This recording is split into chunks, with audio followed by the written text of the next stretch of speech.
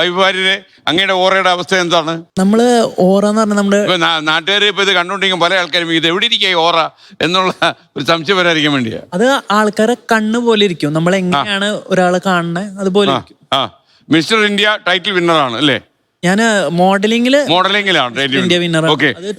ഇതിനും 6 പാക്കൊക്കെ വേണോ? അതൊരു പോസിറ്റീവ് ആണ് ഡെഫിനറ്റ്ലി.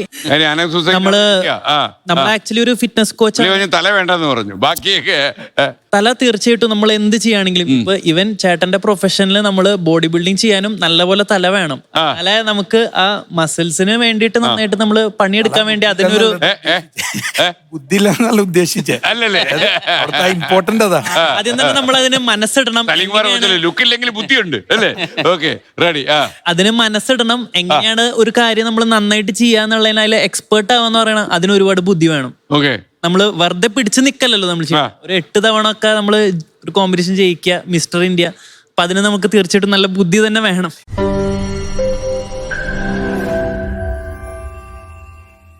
ലോകത്തെവിടെയായാലും ഏത് സമയത്തും 24 വാർത്തകളും ഓഗ്മെന്റഡ് റിയാലിറ്റി പാക്കേജുകളും എക്സ്പ്ലെയിനറുകളും വിശദമായി കാണാൻ ഞങ്ങളുടെ യൂട്യൂബ് ചാനൽ നിങ്ങൾക്ക് സബ്സ്ക്രൈബ് ചെയ്യാം.